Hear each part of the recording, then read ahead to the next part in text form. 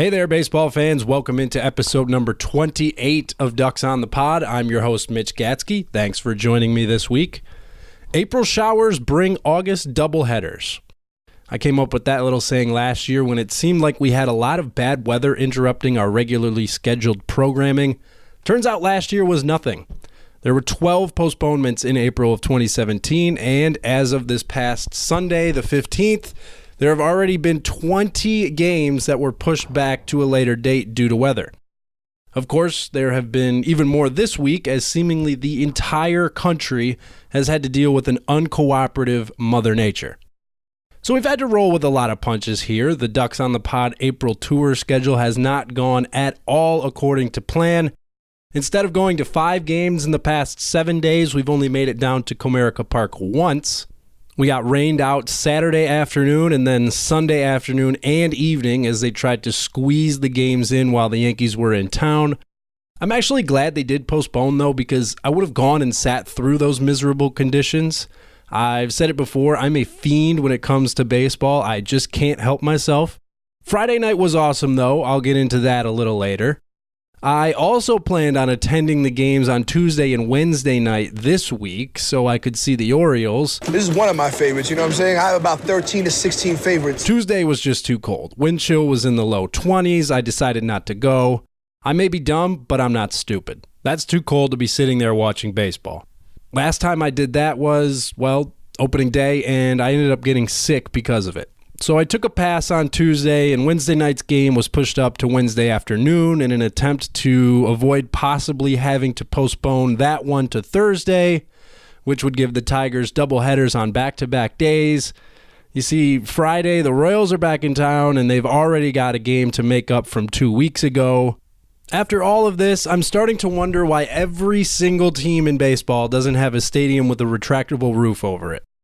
I understand that costs a lot of money, and it's not really something you can add on once a stadium has already been built, but when you think about it, we have the capability to make rainouts a thing of the past, and it wouldn't be that unreasonable to make it happen. So far, the list of pros and cons for retractable roof stadiums is literally nothing but pros. I haven't been able to come up with a single reason why you wouldn't want this instituted league-wide, and I'll check back in with more on this next week.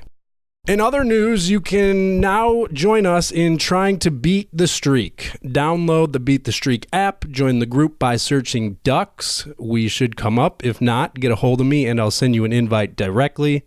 If you haven't played before, it's quite simple. You pick a player who you think will get a hit that day. If he does, your streak continues. If he don't, your streak is back to 0. You can double down and pick 2 guys, which I almost always do, or play the long game and just go with 1 per day. Either way, it's a lot of fun, and I hope you'll join me. I have prizes planned too. I'll reveal those once we get some people who've earned them. I finally got the April tiers ready. That article posted yesterday on sportshacks.com. That's hacks with an X, which, as always, is where you can find all the links to the articles referenced in this week's episode. I'll begin to break down the hierarchy of contenders later on in the show. I'm also putting the finishing touches on the Ducks on the Pod preseason, quote-unquote, all sophomore team. I'm hoping to have that wrapped up and up on Sports Hacks this weekend, maybe early next week.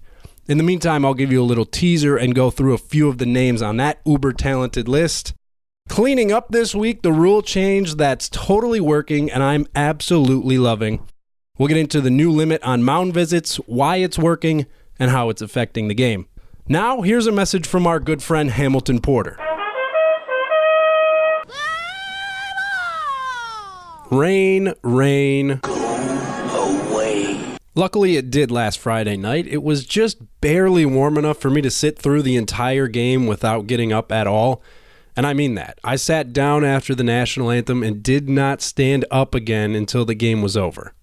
I don't really find it necessary to participate in the 7th inning stretch. I know the game is coming to an end, and really, I can get up and stretch whenever I please. Call me a cranky old man who hates fun. You're absolutely right. I am. The fact is, I was glued to that game, and from where I was sitting, there was almost always something for me to focus on. I had a standing room only ticket, and ended up sitting about 12 rows behind the Yankees dugout because there was hardly anybody there that night. There were, however, lots of Yankees fans at the ballpark. Honestly, they probably outnumbered the Tigers fans that night. There were multiple chants of "Let's go Yankees" that could not be drowned out by the hometown fans. And I always get a kick out of teams and fan bases getting embarrassed like that in their own barn. Truth be told, I had my Yankees hat on. That made the Yankee hat more famous than a Yankee can. If you know me, you probably know by now that I get a kick out of wearing the visiting team's gear. It's more fun that way, especially when your hometown team is suddenly no good anymore. But seriously, this is a great conversation starter. It gives people on both sides something to say to you. I absolutely love meeting people at the ballpark. You never know who you're going to run into until you have. Now back to the game itself, Jordan Montgomery was fun to watch. He enjoyed a breakout rookie season in 2017, and it's clear to see why when you watch him go to work. He's got good stuff. Everyone in the majors does.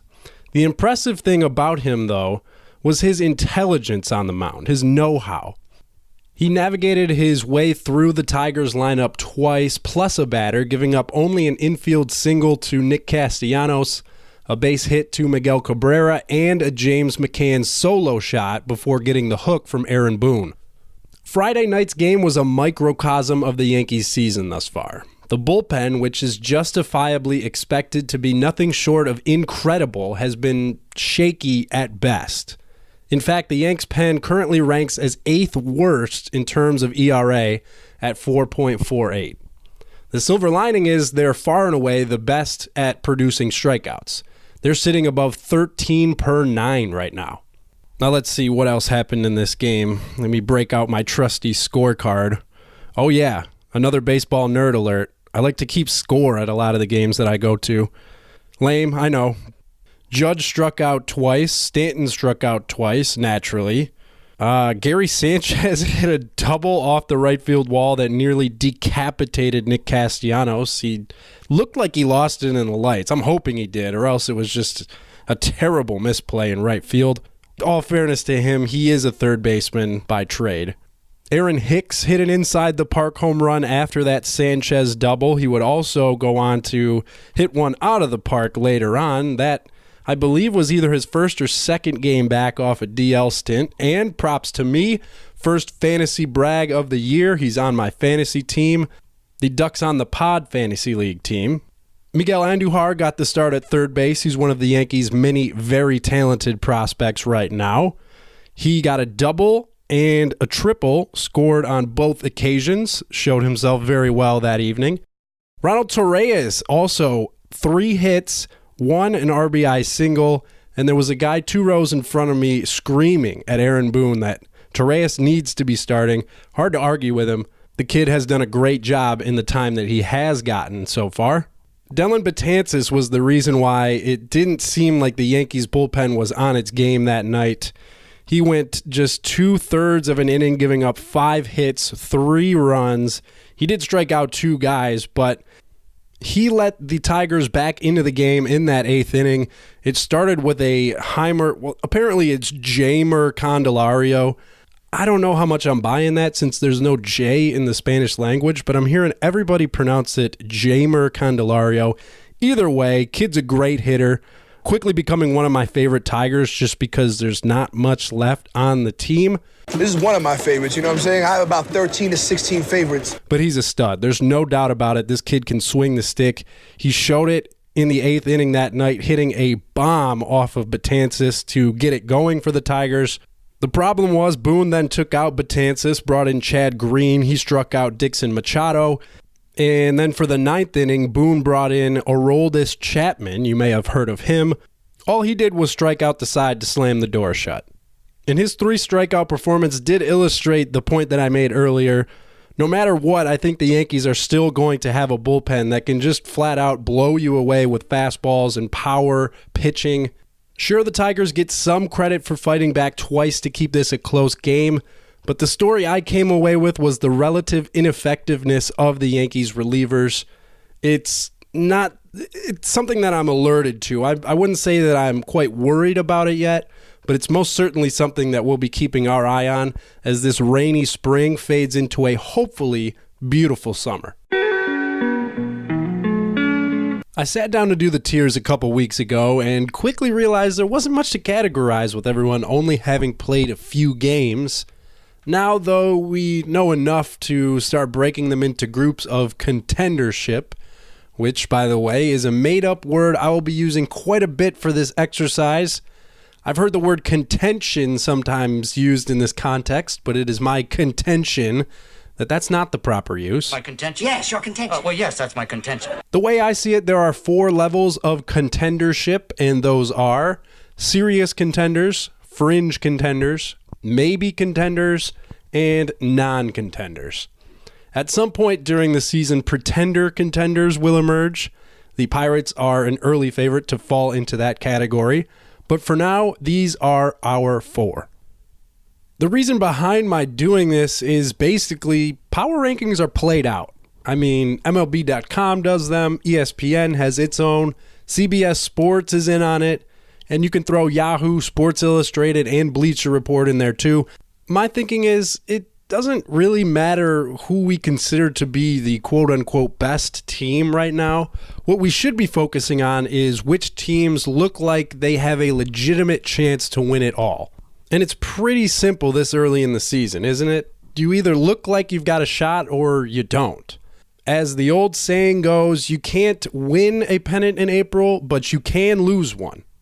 And while that's not foolproof logic, it's good enough for me and for this exercise.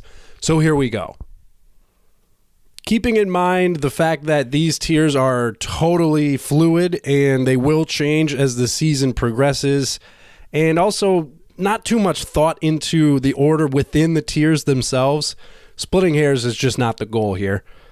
We'll start out with the serious contenders. I've got 4 of them as we stand right now.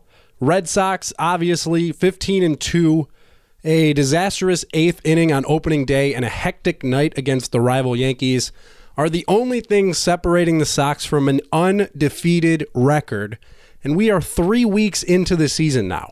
Just think about that. What they've been able to do so far is incredible. They've been around since the dawn of time, the dawn of baseball at least, and this is the best start in franchise history. The second serious contender, the Astros. They're 12-7.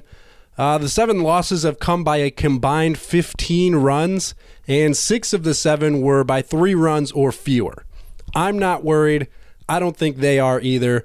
We've seen the absurdity of their starting pitching now with Garrett Cole and Justin Verlander added to the mix of Dallas Keuchel, Lance McCullers Jr., and Charlie Morton has been off the charts here in the early going.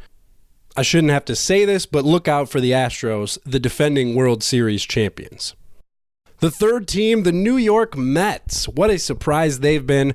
And as long as they're healthy, this team will have a decent shot at making some noise in a division that really doesn't have much strength besides the Nationals. Their starting pitchers are finally healthy, something they've been waiting for seemingly 3 or 4 years now. And that veteran-laden lineup has really come through in the clutch. They've been putting a lot of runs on the board so far. The fourth and final team that I consider a serious contender at this point, the Arizona Diamondbacks. They're 12-5. 24 of their first 36 games are against NL West opponents, and 6 of the remaining 12 are against the Nationals and the Astros. Calling the first month and a half crucial would be an understatement. It's been a very encouraging start for the D-backs so far. They too have been getting some good pitching, and I was reading something on The Athletic. Unfortunately, I can't really link it since it's a subscription-based service. You need to be a member to be able to read it. But basically, they were saying the Diamondbacks are a very hard team to shift on just because everybody in that lineup doesn't really fall into the tendencies that we're seeing a lot of major leaguers develop. You know, those power lefties that really only pull the ball, and even some right-handers are falling into that hole now. The Diamondbacks don't have a lot of guys that do that. They really spray the ball around the yard and a lot of times out of the yard. They've got some good power in that lineup too. And right now, they're just riding a wave of good play, I'd say. All the way around, they're doing what they have to do and capitalizing on the fact that the Dodgers are not. The next group, the fringe contenders. There are a lot of teams falling into this category right now. I'll go through a few of them here. The Angels, 13-5. The question all summer with them is going to be how this group of individuals comes together as a team. So far, so good. But getting spanked by the Bo Sox this week did bump them out of consideration for being a serious contender. The Pirates moving along. Props to you if you predicted this. I sure didn't. I'm expecting them not to be able to keep this up, but then again, it would not be the first time I was wrong, obviously. And the Yankees, it is still early, but this team has not performed as expected. I touched on it a little bit earlier in the show. And the Yankees, they've already split with the Jays, dropped 3 of 4 at home to the Orioles, and lost the series in Boston. And they've got to get back on track before the Sox run away and hide. Let's move into the maybe contenders, starting out with the Dodgers. Kenley Jansen has blown 2 of his 4 save opportunities, and his ERA is north of 8. A lot of things have gone wrong, but Jansen is at the top of the list. If he can't get it figured out, the Dodgers are in real trouble. Their rivals, the Giants, they may have a bit of a new roster, but the issues from last year have managed to spill over into this season. They're simply not scoring enough runs. Considering the cold bats, though, they've done pretty well to still be hanging in there. Let's go back east in the NL and talk about the Braves and the Phillies. Atlanta took 2 in Washington, but then gave them right back when they hosted the Nationals. And frankly, there are just still a lot of questions to be answered in Atlanta. The Phillies, meanwhile, manager Gabe Kapler rebounded nicely after a nightmare start to his managerial career. 8 of their 10 wins, though, were at the expense of the Marlins, Reds, and Rays. The last category, the non-contenders. I have 10 teams in this group right now. That is 1/3 of the league, which is quite sad that after 3 weeks, I feel like pretty confidently can eliminate 1/3 of the teams in the league, but that's just the way it is in baseball right now. The Athletics, I am adamant in my assertion that they will not finish in last place in the AL West this go-around. Unfortunately for them, that's about all they'll be playing for. They've got the talent, there's no doubt about that, but unfortunately with such a young team, there's just too much working against them. I don't think that they'll be able to contend in a division that frankly is pretty stacked. A team in a similar situation is the Padres. Things have gone pretty much as expected for a young, talented, albeit overmatched Padres club. 3 wins out of 7 against the Rockies, a win over the Astros, and 3 of 4 from the Giants are proof of the upside. But being swept by the Brewers and Dodgers proves there's still much work to be done before we can promote them. Here's where it gets real ugly. We get down toward the bottom here. The Royals are 3-13. 2 of the 3 wins were by a score of 1-0 away from home. Those kind of wins are normally an indication of a pretty good team. In the Royals' case, they're nothing but misleading. This team is not any good. We've seen it through 3 weeks, and it looks like they're going to be a total doormat this year. Speaking of the Reds, I haven't looked this up, but I'd imagine there haven't been more than a handful of managers in the history of the game who were let go before being able to flip the calendar to May. Calling this a rough start would be a real understatement. So those are the tiers as I see it now. Remember, don't worry if your team is not where you want them to be. There's still time. Unless you're in the non-contender category, then I'd probably worry or at least start looking toward next season. The Ducks on the Pod preseason all-sophomore team. As we make our way through this list, you're going to find some guys who are technically entering their 3rd season as big leaguers. Benintendi, Judge, other guys like that. Hell, Manny Pena has appeared in 4 different seasons dating back to 2011. The only requirement I used when compiling this list is that each of these players has one thing in common. They all exceeded Major League rookie limits. That's 130 at-bats or 50 innings pitched, or 45 days on the active 25-man roster outside the month of September. They did that during the 2017 season. So, knowing that, here we go. I will talk about Manny Piña just because he is such a special case. He's already 30, and he's had an unusual career. In fact, this is technically his 5th Major League season, his first being a 4-game stint in 2011, his second just a single game in 2012. Imagine that, appearing in one game in a season. He did enjoy some success last year at long last, and basically he was solid all the way around, which puts you near the top as a catcher nowadays. Most teams would kill to get this kind of production from their backstop.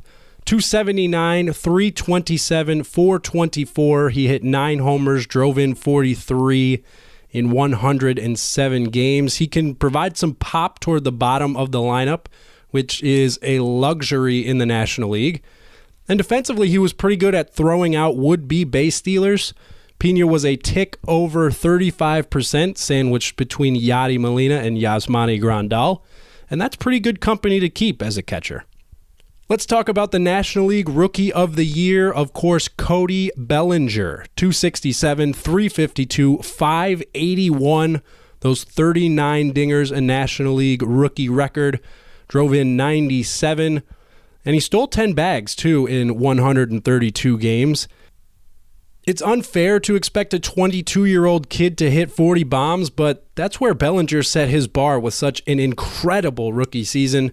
Don't be surprised if that number dips a bit as he learns to shorten up and close some of those holes in his swing. The most impressive thing about Bellinger, though, I think, is the fact that the Dodgers were 9-11 before his debut, and they went 91-41 in the games he appeared in from then on. Obviously, a lot went into LA reaching Game 7 of the World Series, but I think it's fair to say that they wouldn't have gotten there without Cody Bellinger.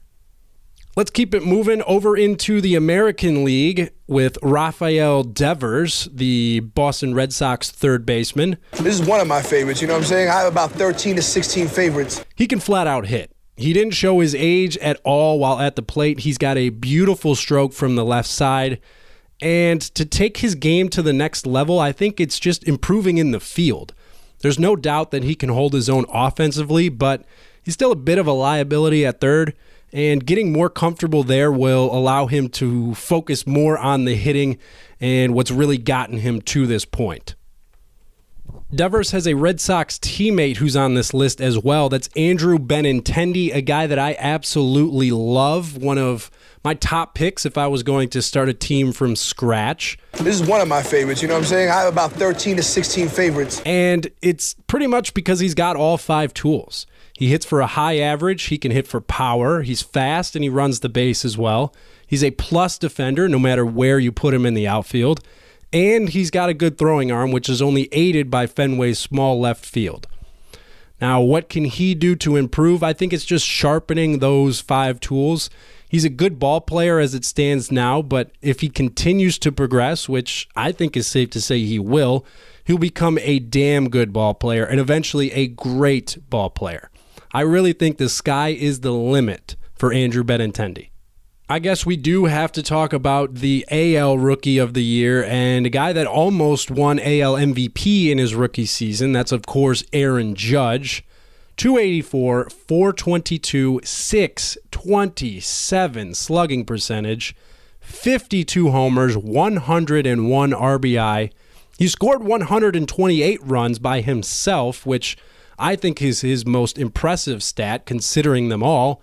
24 doubles, 9 stolen bases, a part of his game that's slept on, as well as his defense. The guy can move for being as big as he is. He appeared in 155 games and became, well, the guy that the Yankees are going to hang their hat on going forward. He set the world on fire with the greatest rookie season we've seen in recent memory. I mean, I can't remember a guy coming into the league and basically taking over the way that Judge did. The most impressive aspects of Judge's unbelievable rookie year were his understanding of the strike zone and his plate discipline to go along with it. Sure, he struck out 208 times, but he also walked 127 times. If he can hone this skill and resist the modern urge to become an all-or-nothing type, he can really become one of the most feared sluggers in the game.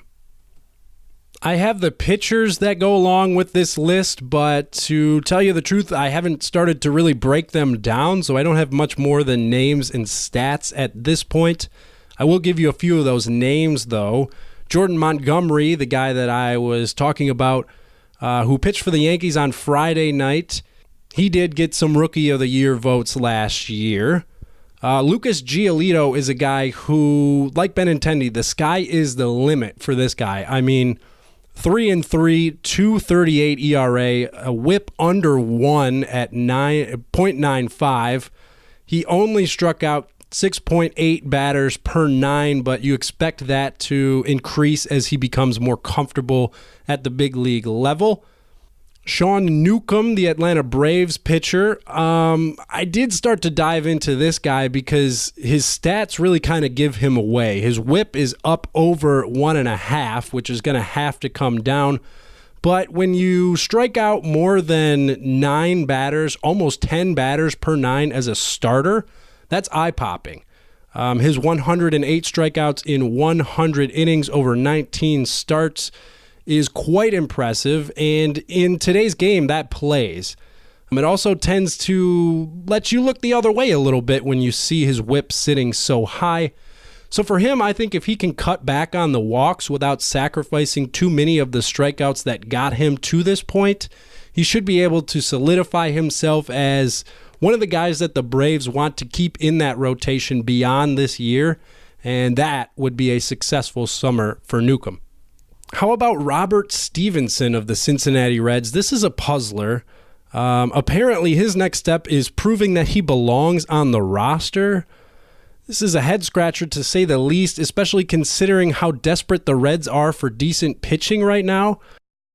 I understand that they want to try some guys out, but shouldn't Stevenson be near the top of that list? You look at his second half numbers from last year, when he moved into the rotation and out of the bullpen, he got much better. 5-4, a 3.30 ERA, a 1.42 whip. He struck out just a tad under 1 batter per inning. And over the course of his 11 starts in that second half, I really thought that he had proved himself to be one of the guys that the Reds would want in that rotation.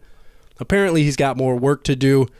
But maybe it's a fresh start for him with Brian Price now out as Cincinnati Reds manager.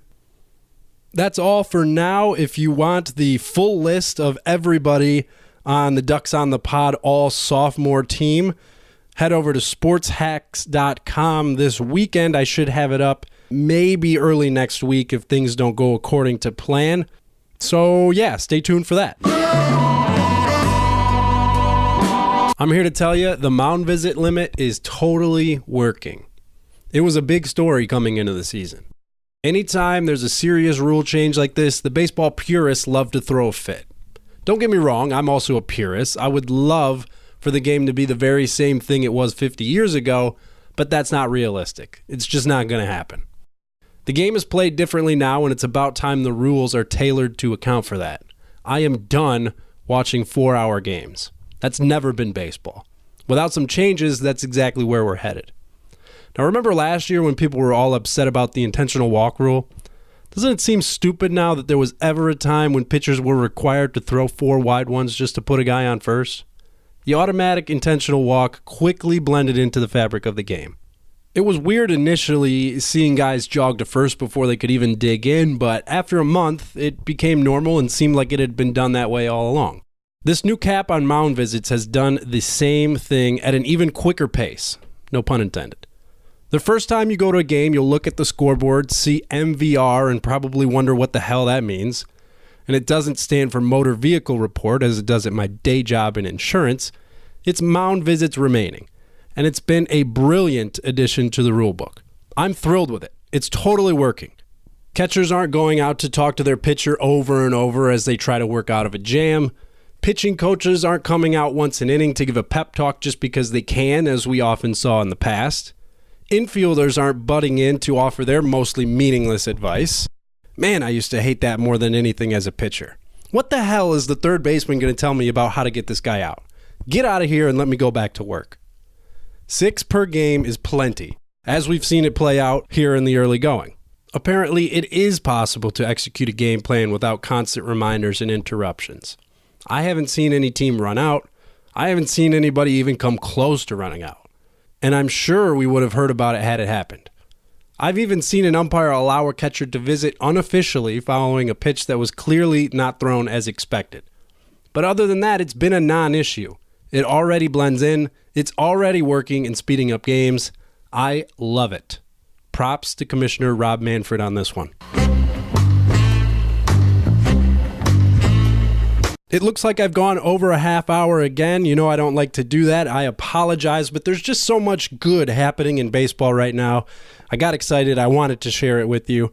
Thanks so much for joining me for episode number 28 of Ducks on the Pod. I'm your host, Mitch Gatzke, reminding you, keep your glove on the dirt, your bat off your shoulder, and always keep your eye on the ball. See you later. Adios! See ya! Goodbye! He gone! Back, gone.